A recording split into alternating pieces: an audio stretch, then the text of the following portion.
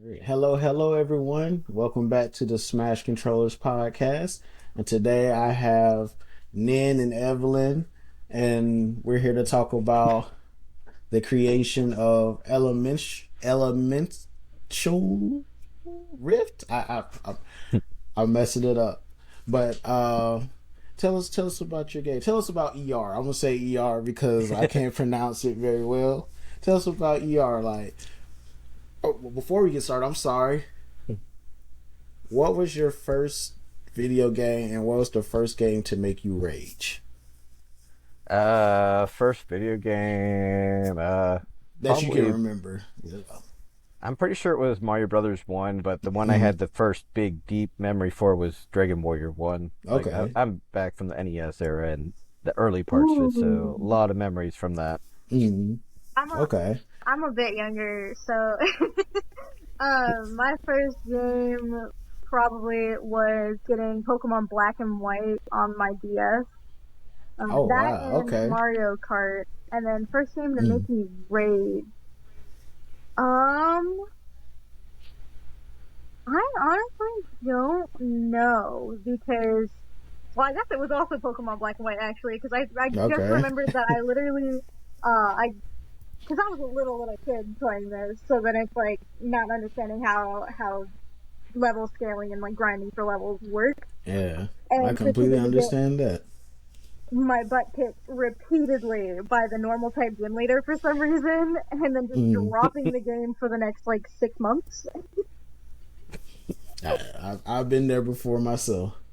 So tell us about Elemental Rift. I think I got it that time. All Okay. right. So Elemental Rift, it is a platform brawler. It's about immature gods, kind of similar to, inspired from the Greek gods of how they always had these major immature characteristics and behaviors. And I tried to use that as a big platform for setting up these gods and how they would behave in their world. And humanity's facing the brink of extinction because these gods are just kind of doing whatever and not really caring, creating natural disasters all over the place. And humanity is getting fed up with it, and they're starting to fight back. Okay. So so you're really into like mythology, or was it just something that was like, I like Greek gods. I'll just kind of go with that concept. I've liked a lot of bits of mythology. Mm. In particular, I remember when I was in elementary school, I liked Roman mythology a little bit more than Greek mythology, but I still enjoyed all the aspects of it and all the inspiration. Plus, even when playing video games a lot at that young of an age, I was still seeing how all these video games would either refer to gods, whether you take them down or you align with them, or they give you Mm. powers and all that. So it was just like a never ending cycle of, oh, if I learn about this, I can learn more of just how these other ideas come together to inspire all these other games. Okay. So was ER always supposed to be like a 2D kind of game, or was that just 2D was what you were able to do at the moment, or Uh, I'm pretty sure in like the early pre-concept, there was possibility of playing around with the idea of 2.5D and 3D in my head, mm. but I when I was started to actually sit down and tackle it, it was pretty much a 2D right from the start of the Okay.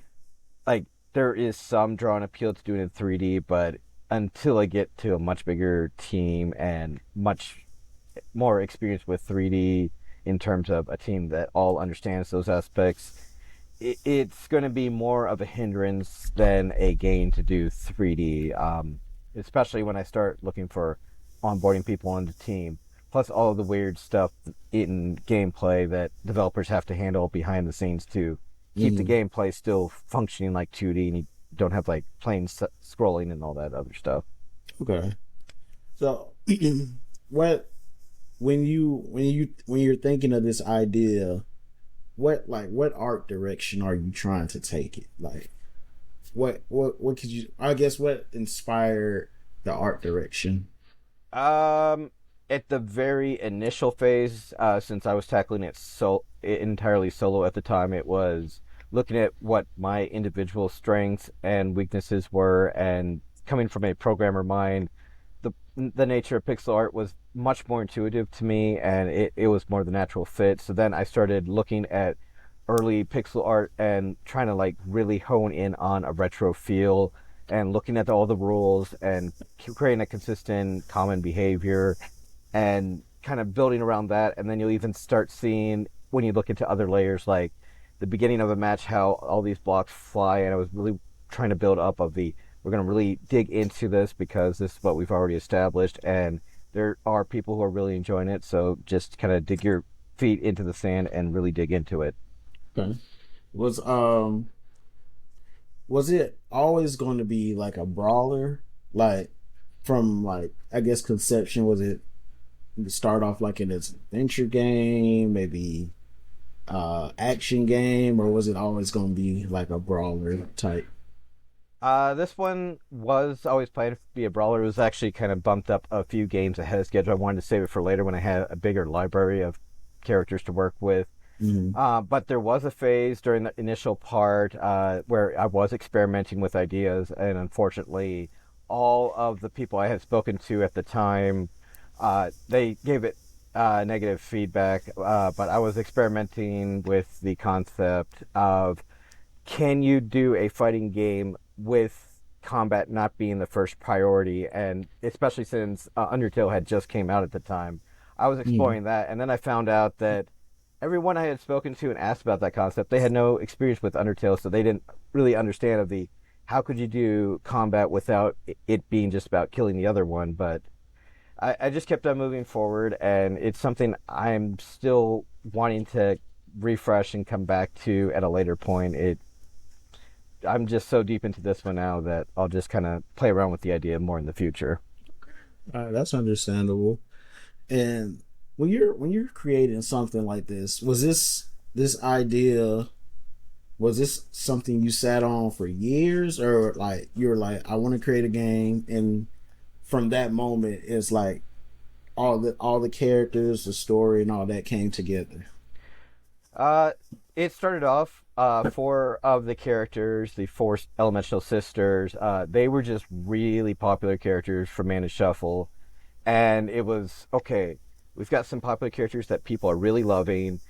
How do we take them into a new game and a new genre and really give them a universe to explore and grow within? And it was kind of weighing out all the options, and like there were a few ideas. Like at the time I was looking at the 3DS and the DS and how they had the dual screens, and there were a few ideas I was playing with, but they were way beyond the team access I had and the budget I had.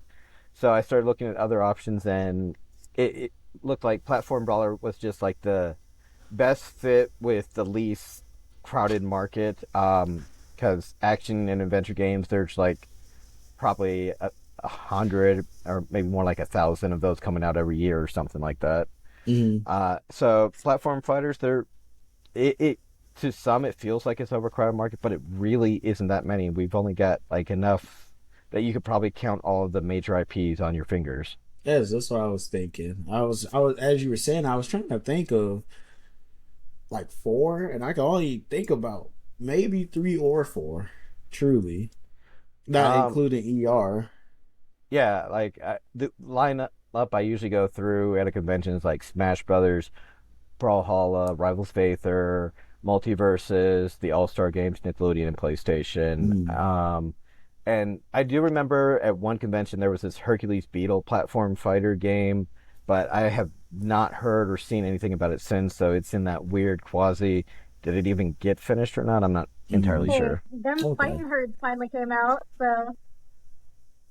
Oh, yeah. Oh, okay. So, how do you go about music in your game? Like, were you going for a certain sound, or?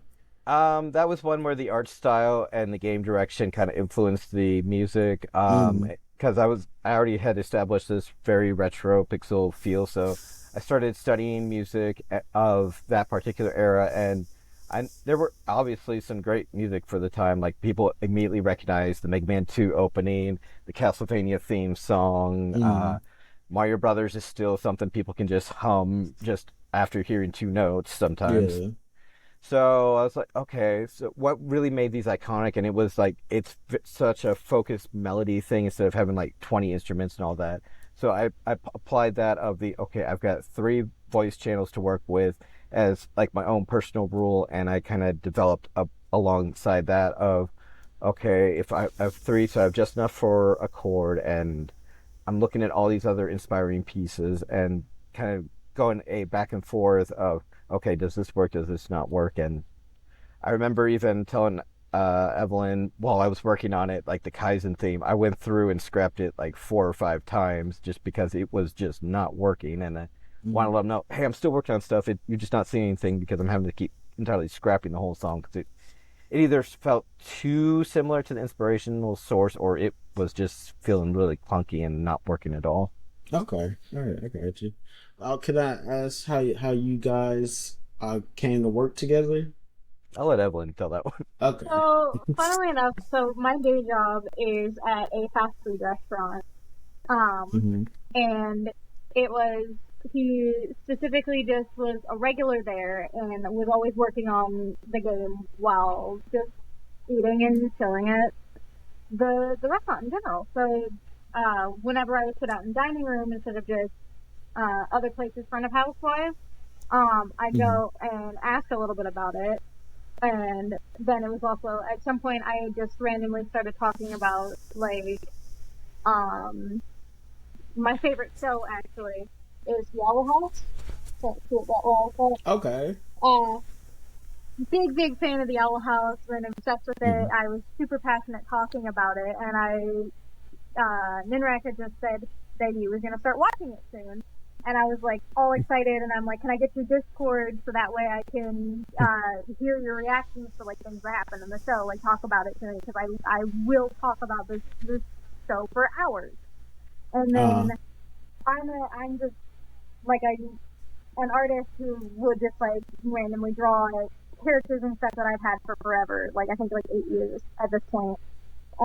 So I would just send art and stuff, or like different art pieces that I'm doing for like all of my characters, and at some point I go jokingly, hey, well, if you ever need an artist for your game, and he went, yeah, actually, do you want to join? I was like, yes. So how long have you been drawing? Like your whole life? So pretty much since I think kindergarten, because it was, we had access to these 1, 2, 3 draw books in my elementary school, and I would go and look at like at that point in time I just refused to use the construction lines because I didn't understand them at first. So I would just look at the finished image and try to copy it without tracing it. And that's where I started to learn to draw, and then proceeded to just like, continue doing things like that. Or I attempted an art class in middle school, hated it because it was mostly art history, and dropped it. Yeah. So, but then most of it's just been me learning to draw and like figuring out different ways to improve my abilities over time by myself. So, and most of that's been through whichever characters that I've been obsessed with at that point in time. I completely understand. I draw too, and I remember just not my first memories, but like my first consistent memories is of trying to, or not even trying, but drawing Dragon Ball Z characters for my friends back in elementary school. So I have a thing where I used to have a thing to where I would create a character for the universe. So I understand completely. But who are you guys' favorite characters in the game? You don't have to give too much if they're like a secret character, but like who resonates most with you guys in the game? I know what Evelyn's gonna say. Yeah, you immediately knows who I'm gonna say. I technically have 2. One of them is a character that we don't currently have out, so I'm not gonna talk about that much. But the favorite character that's in the game is Metroin. I love her so much. I love just her outfit. I love her personality. I've always had an affinity for any character that uses water or as like an elemental power. I've just, Hmm. I'm from Florida, alright? I've been around water for Okay. forever. It's like that. I've been obsessed with water type Pokemon since I was a kid. Like, you know, Mm. so it's just I It's just all really about the like water. Okay. For me, it's kind of it gets really tricky because uh, just already the four sisters were carried over from the previous project, and they were already like a close relation for me. Plus, the whole brothers were again built on like very close relationship of people who I knew and were pulling direct inspiration from. Mm. So it's like, oh, it's almost like trying to pick your favorite child at this Yeah. point. But I would say probably it fluctuates, but I would say maybe Kaizen, just because of the four sisters. Like, as confusing as it is, like that was the one I had the most direct impact and the deepest correlation and connection of the initial four of where things started that I kind of took the helm of and Mhm. built it from there. Okay. That's all right. All right. Well, I'm gonna I'm gonna just say Mana because she's the she's from what I've been told she's almost invisible to most people. So I'm gonna say her. Yeah, even our stats Exactly. have kind of been showing that, but she is definitely the one that like as people get to know her story, they're like, "Oh, I just want to give you a big hug because you're Yeah. just such a sweet person." I Right. just want to be friends with Uh. it. Come on. Right. Truly. Um. So it's safe to say that you developed the game mostly by yourself. Yeah. Okay. What are some of the challenges you face like doing it all by yourself for the Uh, people that may not know? I would say probably, especially when starting, it's the whole where do I even get started? And Mm. since it's platform brawler, it was okay. Let's just dive into getting into the game, getting characters moving in the environment, making it feel really snappy, really strong, like really give the players the control that they're looking for, and then everything else is just kind of building out from there. So I would, after gameplay of two characters were done, I would hop back to this previous step of character selection, and then I would hop back to the title screen. And then by that point, I was adding more characters and hopping back and forth for a while. And then I eventually started adding the single player modes when I had enough content. And it's been kind of hopping back and forth of, okay, I can add this now. I have the time to add this. And it's just a constant juggling of, okay, what's my next priority to tackle? Or do I have enough content ready to begin tackling this? Hmm. What engine did you use to make the game, man?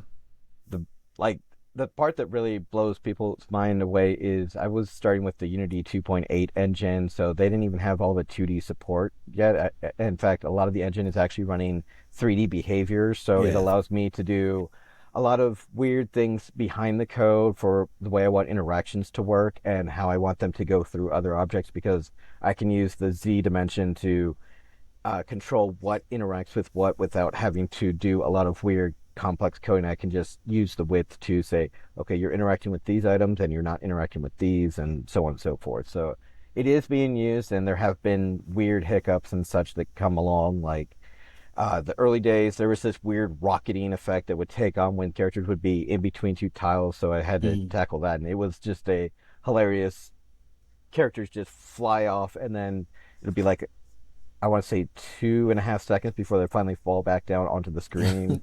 And it was just kind of hilarious for a while, but at the same time, obviously everyone could tell that's not normal behavior, and it was something I had to tackle for a while to get it to behave normally. Okay. Uh, what's Evelyn, mostly for you? What's been some of the challenges you face as being a artist for the game?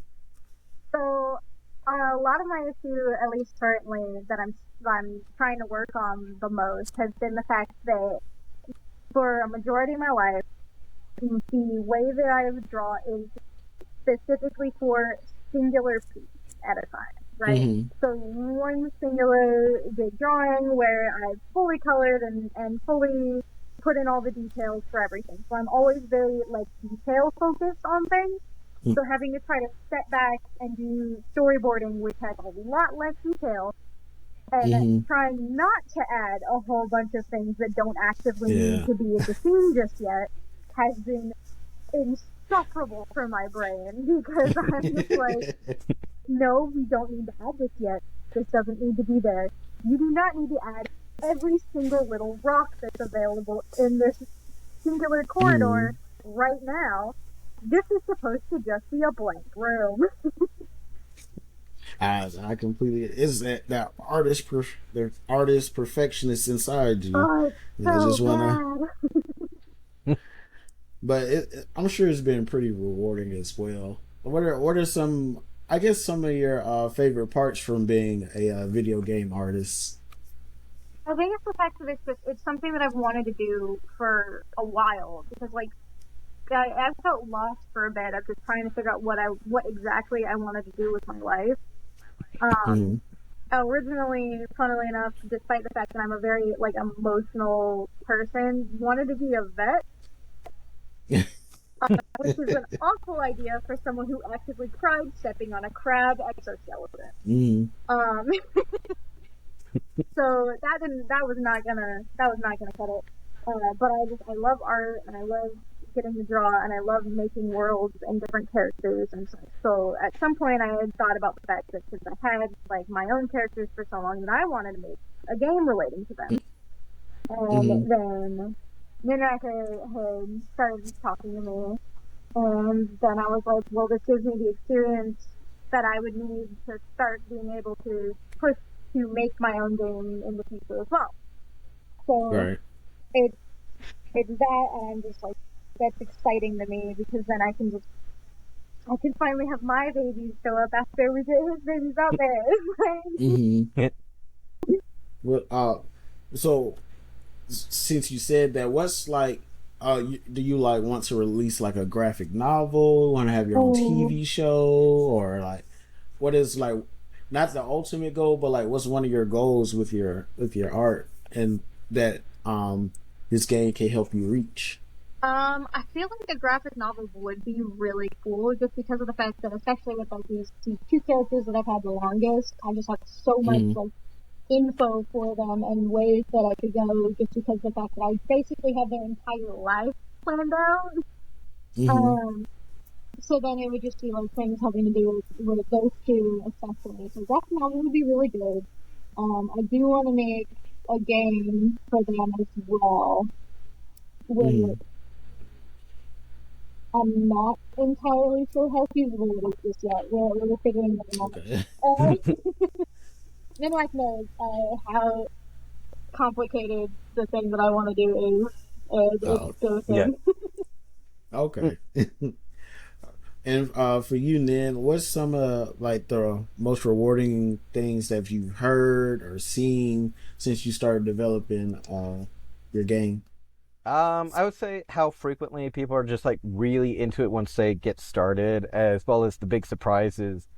After COVID, people were really liking the art style and the art direction, and that big rebuilding of all these major art assets really paid off, because before COVID, like just that whole starting the journey, and like they weren't that great, but sitting down and like really spending like a couple weeks just on a single bust image, just like really nail it down and make it look just right, has been paying off. The reception is really great for the art, and for me, coming from a programmer mindset and very little art training, that has been surprising and mind-blowing even. I wasn't ever expecting it to get that much praise, and like I'm hearing it consistently at every show. I really like the art style. I really like the art style, and like I'm not expecting that. I don't know what to do, so I'm just like, okay, yeah. Like it's still blowing my mind, even though I've been hearing it for several shows in a row. It's still, how do I process this? Like I was never expecting this and all that stuff. Okay, I completely understand. Do you how often do you have to go back to optimize your game? I've never developed one, but I'm thinking like it's like you put something in, you have to go I guess, play that scenario to see if it works correctly and whatnot? Like, how do you optimize your game to keep it running and playing as smooth as it does? It was a lot at the beginning to like really nail things down, and then it's like once I got it kind of set, there hasn't been that much. Usually, a lot of the stuff I'm going back to is new stuff added that wasn't there before to interact, and we're finding weird, quirky behavior, or adding a Pause new button. feature like the pause button created all sorts of weird things like it would spawn items for a while. That was It would so funny to create find. timing these things for a little while. So it's like the adding new features and then trying to track back everything that might be relevant has been a quirky behavior. Another thing, like sometimes the held items will do a weird behavior that I'm still trying to like hone in on what it is. Like turning directions while dashing or spawning in and facing the wrong direction has created some weird behaviors that we just haven't had time between all the shows of everything else going on of tracking them down, because there's just so many things to tackle when doing solo and getting the arcade mode, all the cutscenes and all that stuff going, that it's like just so much to juggle through, and just don't have time to go back yet. But like we've got kind of a gap now, so like I'm rebuilding the camera now, and I'm going to try and see what all of those other hanging tasks are to like track down and see how many I can knock off and get off my plate. Okay. Not to, give too much away. How do you go about rebuilding the camera? Because you said that and it really stuck out to me. Now, how do you go about rebuilding the camera? So the way I am approaching it is I've got all these different features that are kind of like interwoven into each other. So I have to like break each part of where things are coming from and where they're going.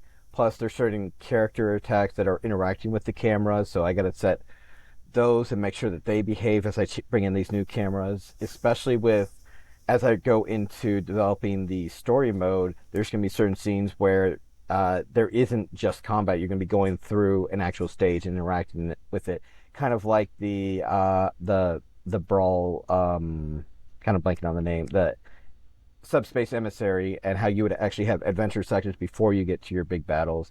So I need to rework the camera so it can function you're not just fighting the one character, but you have these other things going on, or you may just have the character in the scene. And it'll also allow me to handle the new behaviors I'll be bringing in while rebuilding the tutorial system, because that was a painful mess that nobody was using and was getting valuable information from. So I just had to scrap it, turn it off, and kind of try and get time to get back to it. Okay. Wow. I like hearing it. Like, I don't know what I thought. I thought maybe, okay, it's going to sound very elementary, but I thought it was just like a preset thing. Do you want your game to look like this, or like this?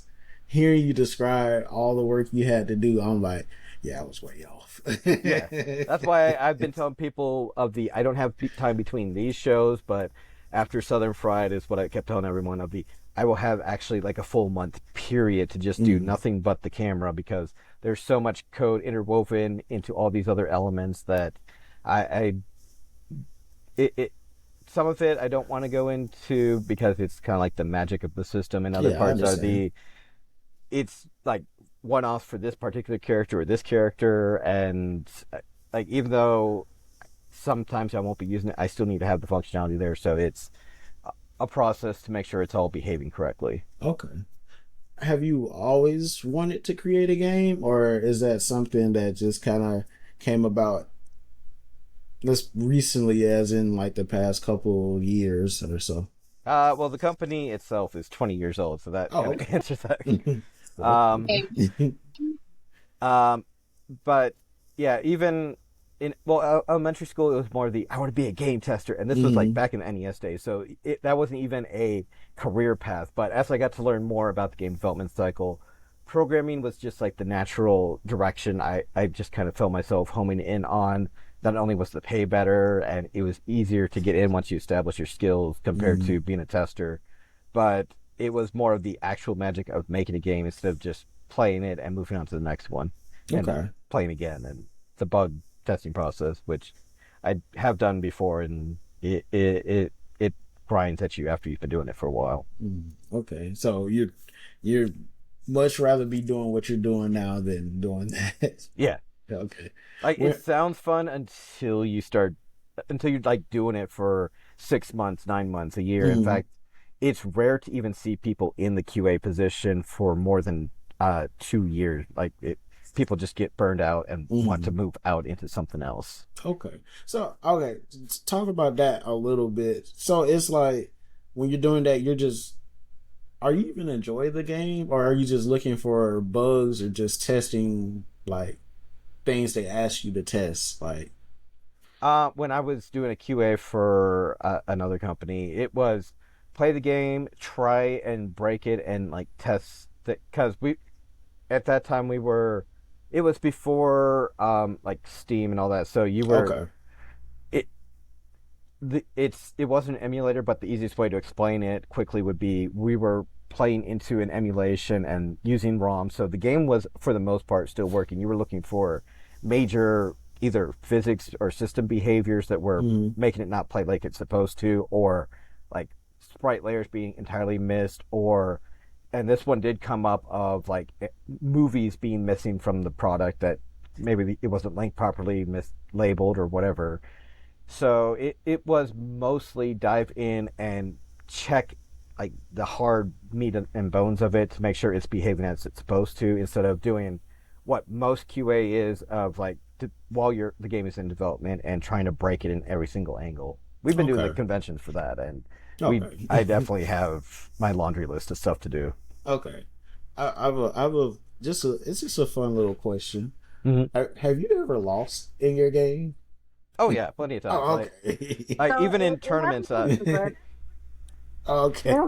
like at conventions, especially playing against little kids, it's more of the how much can I push myself on holding back to make it a close match. Oh, okay. So you're letting them win. Oh, Well, okay. especially little kids, like if they have experience, then it's more of the okay, I can go all out on this one. I'll Okay. play more seriously from the start. Okay.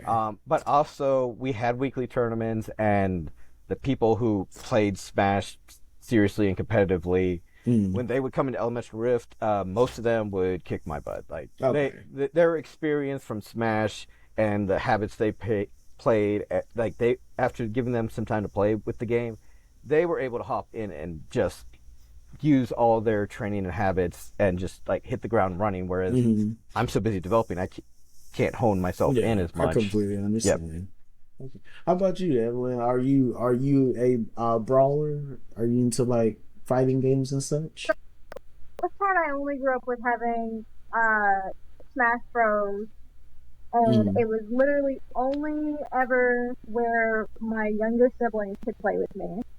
So it ended Mm. up always becoming a thing where, since I'm the oldest and I had the most experience with it, I would be able to beat them pretty easily, and so they didn't want to play with me.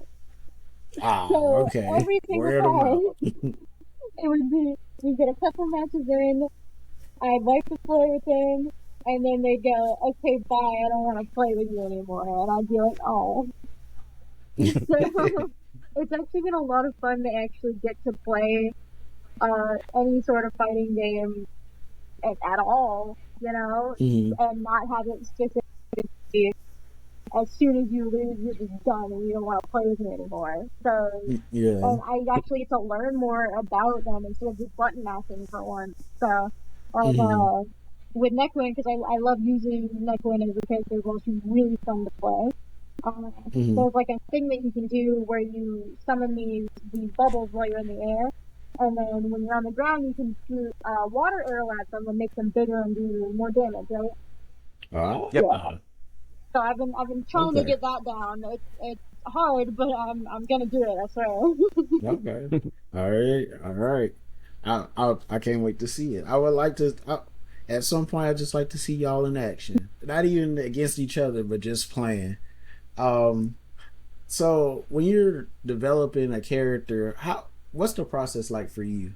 You don't have to give away any of your secret sauce, but just if you can kind of give like a somewhat rundown without giving it away. Usually I try to have like a core outline of who the character is and what their passions are and what they're pursuing. A lot of this was like knocked out way before, or I would say after the third character was an engine. Like it was the make sure everyone's good to go and all that. So I spent some time really make sure I had the rest of the roster just kind of planned out. Okay. But when it's a character's turn to be added to the roster, first thing I do is I start on the tile set and try and figure out, okay, what are each of their attacks, and just on the base level, not focusing on combos and all that, and how does this build a game plan for that character? And usually when I'm hopping in, it's like I have 2, maybe 3 attacks down, plus I have their elements, so I have some stuff to work with, and then it's, okay, how do I make this into a full fleshed out character from there? And then after the tile set's done, it's like creating the animations and all that, and then I'm starting to go into all of the other modes of, okay, what all information do they need in the arcade mode? What all do they need for the survival? What all do they need for the new thing I just started showing off this weekend of the character bio screen that in the Attract, where you kind of get to learn a little bit about one character before you see the gameplay in action. And so it's been more stuff adding up, and that whole what all I tackle just kind of feels like I have this list. I'm going to pick this one today. Okay, I'm now home from work. I'm going to do this one. And it's like throwing darts on the board and make sure I get the whole checklist done at that point. So every character has a element. Okay. So the 8 core Elemensional siblings do. The guest fighters, it's more of they have an element applied to them, but they aren't as focused on the elements. They're kind of like how humans can't just shoot lightning bolts from their hands yet. Makes sense. Okay. But they have their ways either around it, or they apply special abilities that are related to it, such as Xanafer, he'll throw a sword and then use his focus to draw the sword back to it. So it's like a special or elemental attack, but we don't really have an equivalent for that. So we just kind of call it a psychic attack. Okay. Oh, that's cool. So how do you balance that, right? Like, you have, just an example, you have this flame character that does this attack. How do you balance that so it's not too overpowered from this, I don't know, earth attack or anything versus this character? The biggest problem was like the first 4 characters. It was just getting them all just functioning together and like feeling how they all felt together. And the first 4, Kaizen, Drake, Mana, and then Siren, they all kind of covered your core concept of your light speedy character, your balanced character, your heavy bulky weight, and then your wild card character. So using those all together, it was, okay, let's start and get to the point where they kind of feel solidified together. And then after that, it was add new characters, start playing with them, doing conventions, watching how they play. And that repeated for a while until I finally got to do weekly tournaments at Contenders Esports for a while, and after doing those, that was when things really started to solidify together. And now it's really test new character against everything, because we had a solid balance point, and now it's building everything in relation to that at this point. Okay. So, Evelyn, who's your favorite character to draw? Like, do you find it difficult to draw any of them at all? And who's your favorite to kind of, just recently, I was getting frustrated with trying to do something for storyboarding again, and then pivoted immediately not to anyone else but Evelyn, because again, she is just my favorite. So I generally end up drawing a lot of characters more, or enjoying drawing them more if I already like them. But then, like, the hardest things for me to draw hardest characters for me to draw are probably going to be Miwa and Xanathar, I believe, because of the fact that they're more armored, and I'm not used to drawing anything like armor-wise. I can draw clothes fairly well, but just not armor, because it's not fabric, so it doesn't fold in those same ways. Yeah. What's so when you're like storyboarding, how do you like lay out your work? Do you be like, all right, I want to get like 2 panels done before the week's out, or I want to try to storyboard this whole first act before the, like how do you go about storyboarding and getting that done? So a lot of the time it was me just trying to, because I would read through the script, I think twice, and then I had just a smaller sketchbook that I split into half for it to fit like a bigger page, so then I'd give like a smaller area, and then it'd be just keep doing that and try to get as much of one scene done as I had the energy for, which for the most part ended up being only about 2 or 3 smaller storyboard images at one time. But then I had made a friend up here and proceeded to, when hanging out with her, proceeded to get 15 pages done. So that 15. Was like, so that's these images on each side, pretty much, and I had gotten there's so much more done. So not really 15 pages, but like 15 sides. So there's the front page, front and then the back. So that's a whole like 30 panels almost of these storyboards finished. And I'm like, all right, so we're hanging out with her again. Cheat code acquired. Yeah, for real. Cheat code for my brain. Sometimes all you need is another person there, truly. Doubling. I still need to get tested. It's gonna happen at some point, I swear. The procrastination is strong. I understand. So like, do you have like a release date possibly for ER? Not yet. More because there's certain sections that we're still even figuring out, but also just the nature of working day jobs, coming home, and then still trying to crank out progress. I don't want to, like, just to use as an example, we'll just say, like, I want to shoot for end of the year, like, just as an example. Okay. Like, if we were not working a day job, that might actually be feasible, but we're not, and it isn't just just like cut 8 hours of your day and calculate from there. It's more when you come home from work, you got all these other responsibilities. You have like your chores, your daily routine, all that other stuff. Plus there's other events, pets, helping out around the house. And so it's not even just just take 8 hours out and adjust for much time. It's other responsibilities and stuff. So it's going to fluctuate a lot more, but at the same time, that gives us more time to like go through and do another draft through the arcade section, the story mode. More time to think on certain modes that still have some blank spots we're trying to figure out.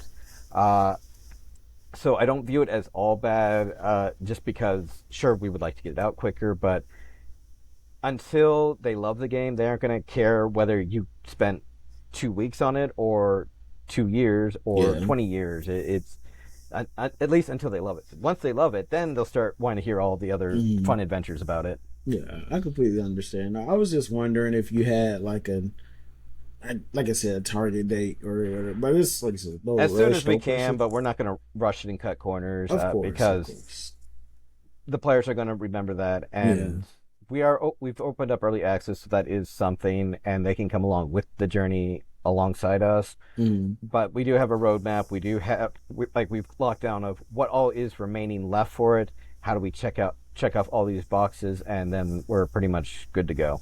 Okay. If you had to give a percent of where you are with the game in its totality, what would you say? Oh, that gets complicated just because of like all these different departments and fields are at different percentages. Don't you a document where you're trying to record what percentage you're at for the game now?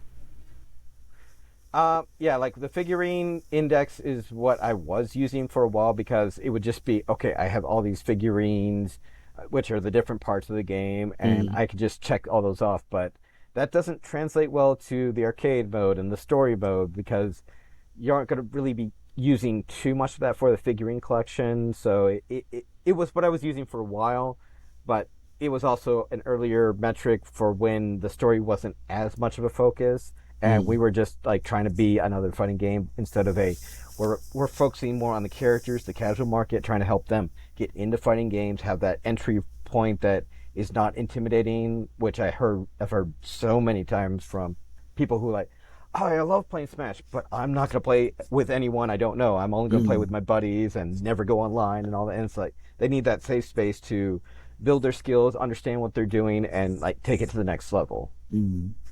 It is the fighting game genre like your favorite? It's one of I Mm. actually love RPGs a lot. I Okay. love tactics games a lot. So it's you'll kind of see it in the gameplay as well because ailments and status conditions aren't that common in fighting games. Mm. In fact, I remember Street Fighter V, how people were very disappointed with Fang because he had all this focus on poison, and then you Mm. watch that poison, and it's this like snail pace little bit that's just slowly tinkering away, Yeah. and everyone was just very disappointed with that part that they were expecting was going to be not watching the pixels move one at a time, Mm. basically. Okay. I asked because you're so I don't want to say adamant, but you're like so caring about getting new players comfortable with fighting games and getting them comfortable to just play a fighting game and be Mhm. comfortable playing with other people. So that's what made me ask. Yeah, like I care about them a lot. It's one of those of my favorite genres. It gets hard to pick a single favorite because Yeah. they all add these characteristics and traits that these other ones don't have, Mm-hmm. and sometimes they transition well, sometimes they don't, and it's one of those what am I in the mood for of when I pick which game to play of I want some of this, I want some of that, and uh, it's something I try to encourage because I've seen a lot of developers like I only play this one genre. I don't care about anything but this one genre, and then you become okay. You've really hit things for this genre, but you're just competing with the AAA, and you're not doing anything to really stand out. You're just an indie version of big game. Whereas Mm-hmm. I'm like, people are immediately coming to Elemensional Rift and going, "Oh, it's a Smash game," and I go, "That's a starting point. We've got like these energy mechanics. We have more entry level player accessibility as our primary focus. We're doing a lot more character development, which is really rare for the genre. Mm-hmm. And the genre itself is getting better. It's just been neglected for so long that if if you talk to most people, they're like, "Oh yeah, story, ha ha ha, yeah." It just click click click click. Mm-hmm. Um, is I will kind of want to touch on that. Like, was that your goal to like have that, or I don't know if I want to say goal or more so how did it come about? For it's like you have this brawler type fighting game, but you have your own spin on it. Like, was it did it always start off like that, or was it like how can I be different? For the first year and a half, it especially was starting off as I'm just going to be another platform brawler. Because even at that time, I was still playing Brawlhalla with a couple of friends. I was still watching Rivals of Aether. I was still actively playing Street Fighter V at the time, Mm. and playing Guilty Gear, and like I was still playing the genre, but at the same time, I wasn't really asking myself what is it I can do that makes it really stand out and separate itself from the crowd. And I wouldn't say that I really hit the aha moment. Like I was starting to find my own way, but Mm. when I started talking to the guy Stephen Main and his passion for the lore and the world outside of the fight in Street Fighter, it was like, yes, there's someone else who loves this stuff besides me.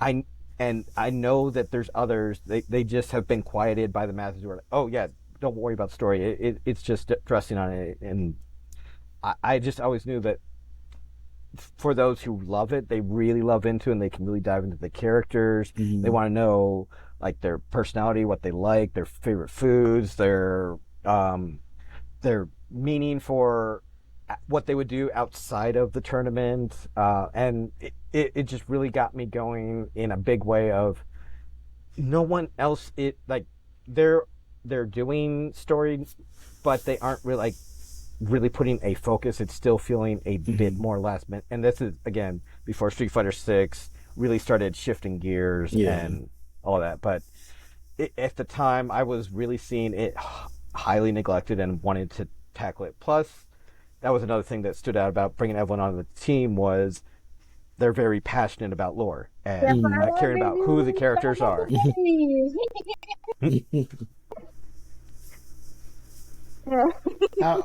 How okay, I'm glad you said that, because I was just about to ask how does your art and stuff influence the game and the story? Like how are you, like, you know, putting your touches on it, you know?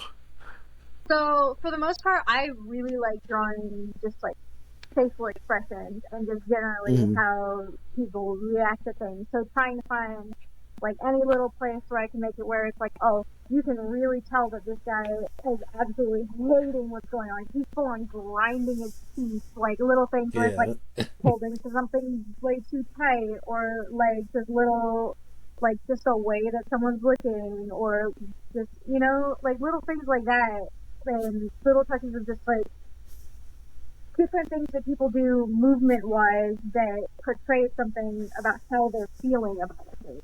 So like someone fidgeting with their shirt or their sleeve, or things like that, you know? Not always immediately your response when you're just like, oh yeah, no, angry expression mean angry, you know? There's more than that. There's more to it. So you're really, your thing is like conveying emotion. Oh, okay. I'm a very emotional person, and always have been. So then, just like, it's part of the reason why I like so many characters that have more like animal features. Generally, is what I usually would end up drawing, and it's because of the fact that like doing cat or dog ears makes it so much more expressive. Sometimes you can just convey even more like emotion, or even just have it where like it's just their ears tilt back a little bit, but their facial expression stays the same. It still shows that they're feeling an emotion, but trying to hide it, you know? Okay. Yeah, see, hey, man, you got you one right there. So, okay, so, what's been some of like the best, I don't want to say maybe best feelings and compliments you've gotten for ER? Evelyn, do you have any? I know you're still newish to the, so I'll let you go first. Or it could be towards your artwork, towards it. I'm trying to think, because I had only just recently gotten to actually start having my art put into the game, just because I had only gotten a little bit done so far. Catching up on all the lore and all that stuff. But it's like I keep seeing people talking about, like, whenever they actually are reading through the story things, they're like very interested in trying to find out like who the characters are, and like someone did ask like what kinds of endings some of the other characters have in the arcade section, and I got to ramble a little bit about like one of my favorites. Again, Mechlin, hi, she's my favorite.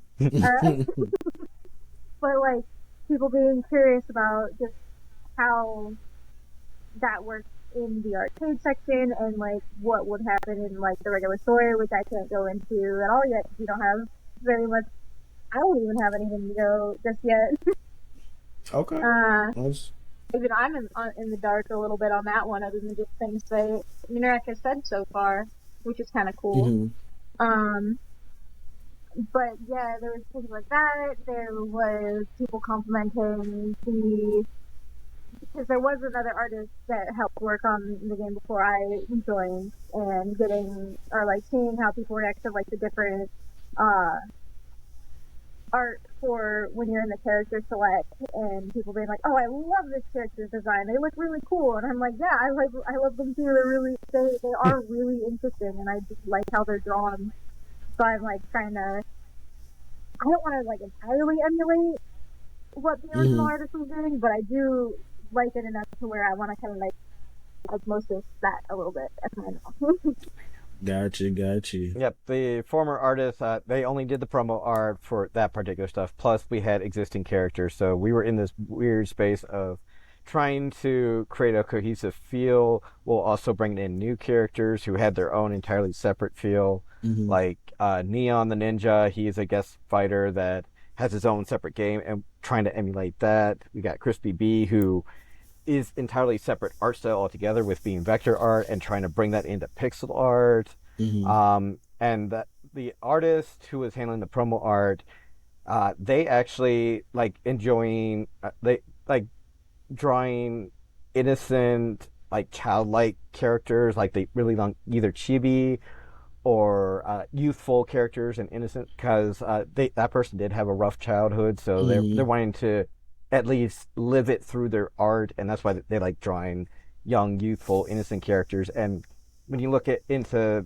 some of the promo art, you can see how like Mana has these big open eyes, and you just every time you look into her eyes, you just want to give her a hug. Nekowin has this big, cheery, bright smile, and again, that comes from the artist, the promo artist's background of just wanting to live that dream through their art. And even for some of the guys, I have heard some people feel like they feel too nice and wholesome, even for some of the darker ones. But that's the artist's art coming through and how they express and grew up of wanting to have that dream and live through the characters of that youthful innocence, and just kind of projecting that through their art. But for me, as for the rewarding part, I would definitely say just all the compliments on how the art looks and how it's been coming together as like the biggest one. But just to give a new answer, the music, actually, I've been seeing people jamming to it the best when they can actually hear it, which is really hard to do at a convention. Anyone who's been like, even when we're at the booth, half the time we can't even hear it. So it's, and like I'm planning to, whenever I can set aside the money, like bring in some like sound system speakers so that we can actually hear it better and project it better. It's really funny because it's like anytime because I like staying more so behind the booth rather than in front of it a lot of the time, which does make it where I can hear the music better. And so a lot of the time, if you see me at the booth, you're gonna see me just going just dancing along to it the whole time. Yeah. Okay. I know for some people it might seem a little bit weird, but you know, anytime I'm just vibing there. I love music. So me too. So you did all the music yourself? Like, do you have a background in music? Or... Well, all except for one song, and I need to really reach out to the guy. In fact, Evelyn met the guy once who wrote for Miwa's Castle, which that one was more of we were pitching for investors, and I wanted to bring in someone who could focus the music, and they put in the one song so that when talking to investors, here's the sample so you can hear what they're capable of. Okay. And that one just kind of has stuck in, and I'm like, yeah, I can't beat that, so I'm just going to keep it in there. But for my background, I had 7 years of orchestra. I had 3 finals where my task, instead of doing a performance for that class, it was writing a score for the orchestra pit. Even in school, I was one of the few who, I think in my college, there were probably like, I want to say there were 5 in total that I knew, 3 that were my grade level, 2 others, but I feel like there might have been 2 more that I just didn't know. But there were only a few others, but even though I was programming track, I still understood and had all these concepts from 7 years of orchestra, so I could actually go into deeper conversations, and we did have quite a bit of that. So it was a little of that, plus I was always having that passion for music, and having gone through the experience several times, just writing scores and all that, I was like, okay, I'm going to tackle this, and I may not be like the very best of indies of the year, but I'm going to at least give it enough where I'm seeing people jamming out to it, and that's going to be good enough for me, because I'm doing all these other tasks. I can't just dedicate to just the music and like let that be my full-time job either. There's just too much I'm juggling. Yeah, I understand. So what you're I telling me though is that you don't want to be the very best like no one ever was? I'm gonna beat Ash Ketchum and show him how to do it. Yeah. It's funny because when he said it, I was thinking it, but I was like, I don't want to say it. I didn't want to interrupt him while he was going, but I definitely thought Fuck it. it too. Mm-hmm. So, in your free time, do you? I guess if you're not working on a game, do you play anything else? Free time, what is? Right, well, there it is. So one of the things, well, I do help out a lot within the Twitch community. There's several people I do mod for. There's a lot of people I used to do coaching for. I'm still trying to support them the best I can. For gaming, I try to. It's just with so many other things going on, it's really hard to set aside I'm not doing research gaming because that's entirely separate from actually just gaming to gaming. Yeah. Sake. So it's like not counting the research. So all the fighting games, I'm just not counting those for this question. I would say actually the next game I'm planning is Bound because I got it from the PSN and I want to tackle that again. Or not again, but I have that experience. And the other game, well, I would say actually I'm wrapping up Pokemon Diamond, not the fourth gen, but the remake. Brilliant I'm at yeah, and I'm already at the point where I've beat the 8th gym, so there isn't that much left. So it's that last little bit. I just want to like wrap up all my loose ends from like all the other games and like bring it all. Yep. That woman scares me. Like she was tough, but at that time I was already playing competitively, so I was like, okay, let's go, let's take this for real. And I enjoyed that it was a real challenge, unlike a lot of the other Pokemon stuff, especially since then. They've kind of toned down things a lot. What about you, Evelyn? What are you playing? So a lot of the time I end up liking playing a lot of things that are multiplayer because it's just like I like being able to play games with my friends. My best friend Jess, I've been playing, or like starting to try to play Split Fiction with him recently, which has been really fun, even though I was very tired the day that we started and could not figure out how flying controls work. But other than that, I think, let's see, started playing Fortnite recently. I only just recently started playing that when I found out that it is pretty fun, actually. But I really like Pokemon games. I like Splatoon. I really want to actually play Five Nights at Freddy's games, even though I am a little crybaby when it comes to jump scares. Because it is one of my favorite franchises, but I'm such it. I understand. But then also, I've got Indigo Park, which I need to re-update myself on. It's another mascot series. So that one's another one that's like another jump scares.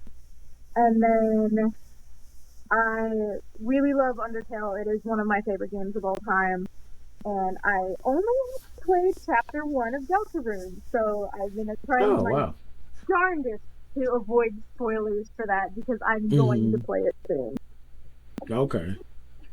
You guys be careful because people will spoil it. Oh yeah, that's why I'm not. I've had so much of it. I've had so much of it spoiled, but at the same time, because as you've heard, I'm working, doing all these other things. By the time I get to it, I've already forgotten everything I've been told. So I can go in and still get a blind experience, even though I'm seeing all these spoilers now. I'll just entirely forget it by the time I actually get around to it. Okay. Yeah, I'm one of those people where spoilers don't bother me too much, but like there's certain games where I'm like I can't see any spoilers. Like I have to. I have to. Too. Yeah. So that's cool though. I've asked all my questions. Is there anything you guys want the people to know? Anything you want to share? You know. before you plug your socials and give us closing remarks. I would say if you want to be an indie developer, like explore outside and don't have tunnel vision, because if you're going to be an indie developer, you have to compete with the big boys as well Mm. as uh, all the other games that have come out before, especially the favorite games that you're getting inspired from. So you need to find inspiration outside of your focus to give yourself that unique feeling and that unique vibe and even unique mechanics that no one's going to be able to find anywhere else. And it takes a lot of work to figure it out, but watching people really start to get and understand the energy system has been extremely rewarding, because they're like, oh, fighting games don't have to just be about hit, guard, and throw triangle. It can actually be in a different perspective entirely. You just have to work and like massage it into the right form, but it can come. It just takes a lot of work to break that habit that we've had for so long. Mm. That was beautiful. That was beautiful. No, I like that. You know. What about you, Evan? You got anything for the people? That. um.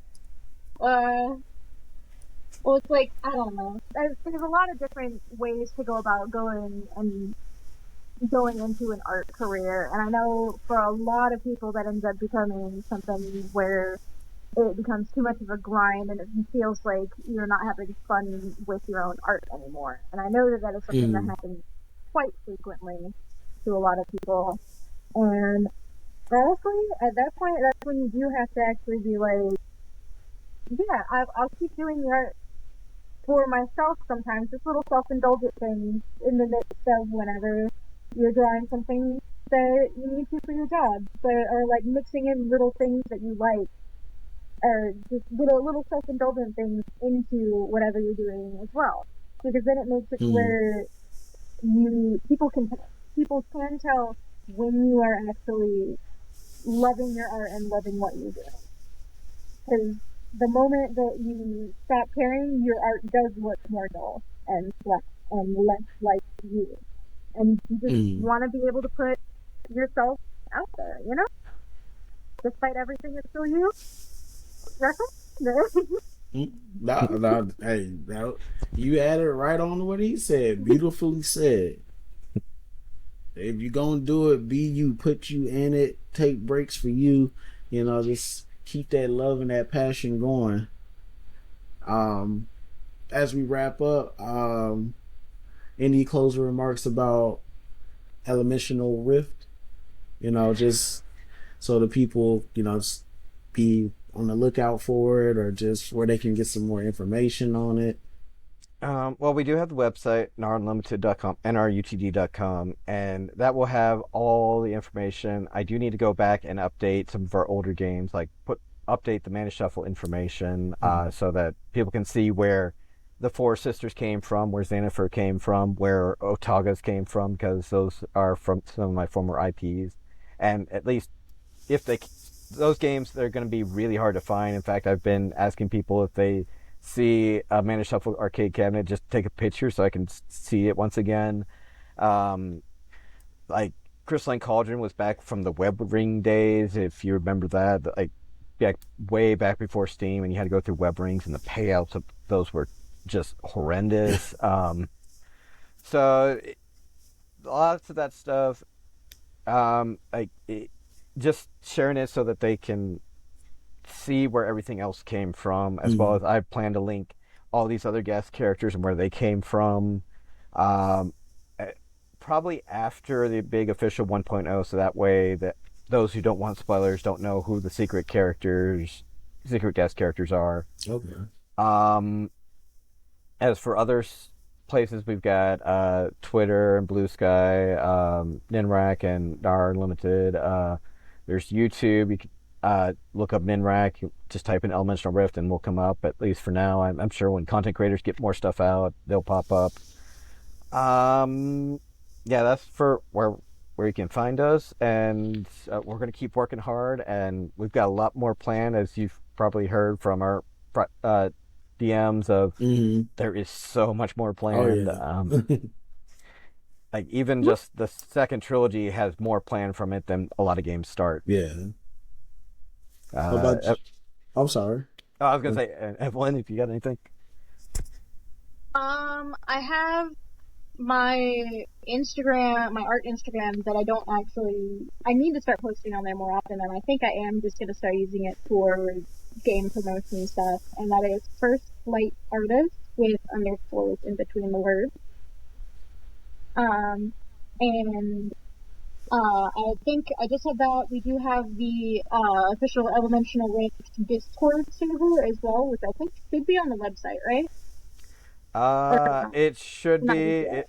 I know for sure it's on the Steam and the itch.io page. I'll have to double check. If not, I do need to add that.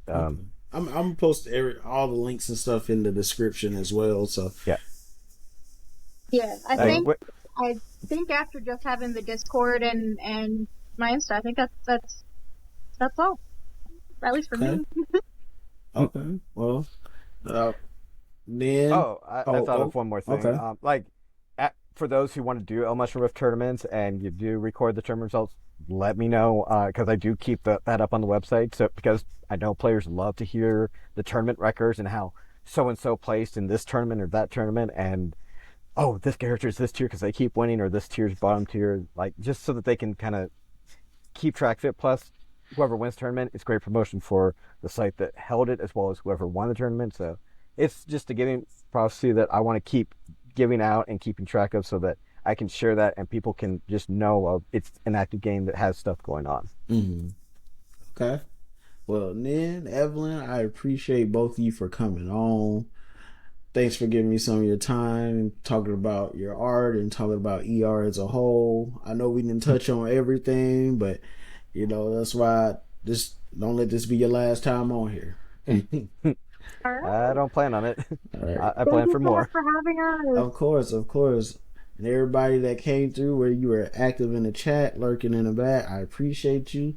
You guys be blessed and prosperous, and we will catch you next time. Bye.